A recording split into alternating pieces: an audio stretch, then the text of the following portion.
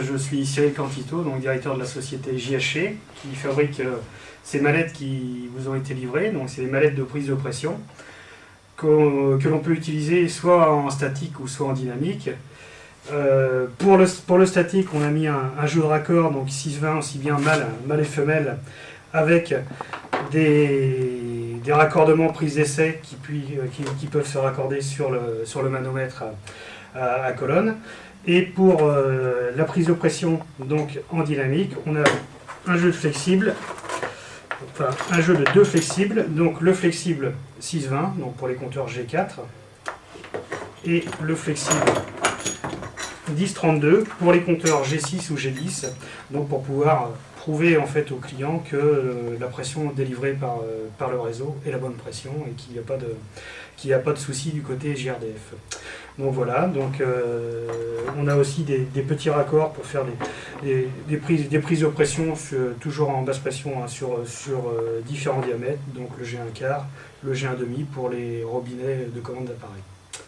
On a aussi donc le mano à colonne, donc qui lui se raccorde tout simplement, donc il est livré avec un liquide, hein, ce liquide donc pour remplir le mano, se raccorde tout simplement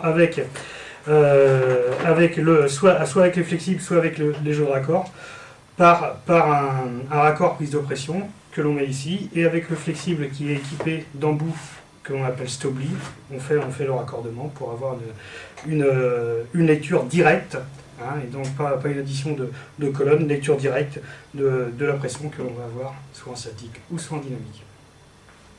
Bonjour monsieur, ouais, je vous ai appelé parce que j'ai un problème avec ma chaudière, là, j'ai plus de pression.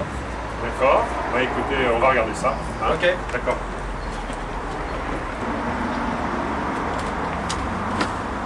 Mais écoutez, nous on a regardé sur votre installation. Hein. Pour nous, c'est un manque de pression. Il faut que vous appeliez GRDF pour voir quelle pression ils fournissent là-bas sur le compteur.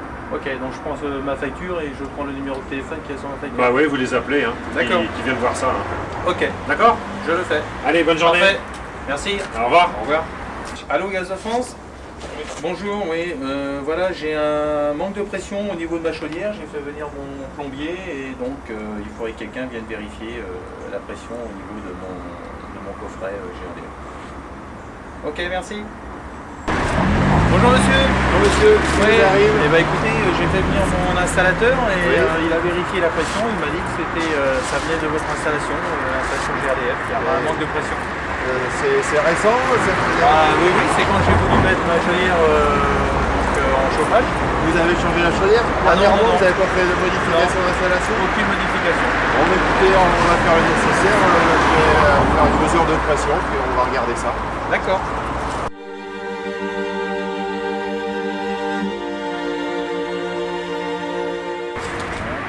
Allez remettre votre chaudière en service, s'il vous plaît, qu'on fasse une mesure en dynamique. Ok, tout de suite. C'est bon, elle est réenclenchée la chaudière. C'est bon? Votre chaudière fonctionne? Ouais. Donc là, oui, en lecture dynamique, on est à 200, donc ça fait 20 millibars.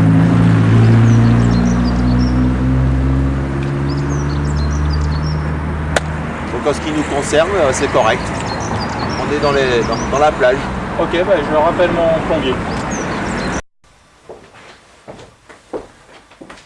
Dans le film que vous venez de voir, pour des raisons pratiques, on a mis le dispositif de lecture de pression dynamique à l'amont du compteur. C'est juste par pédagogie. Il vaut mieux pour vous, lorsque vous le faites en réel, le faire à l'aval du compteur. Ça discrédite aussi tout notre dispositif de comptage. Donc d'où peut venir un manque de pression en dynamique? C'est soit à l'aval, soit à l'amont du compteur. Quand nous, on regarde nos installations, qu'est-ce que l'on peut avoir? Ici, on a un branchement, je vous ai fait un PB, j'ai le robinet, j'ai le régulateur qui est directement mis sur le compteur, puis ensuite, je pars vers l'installation client.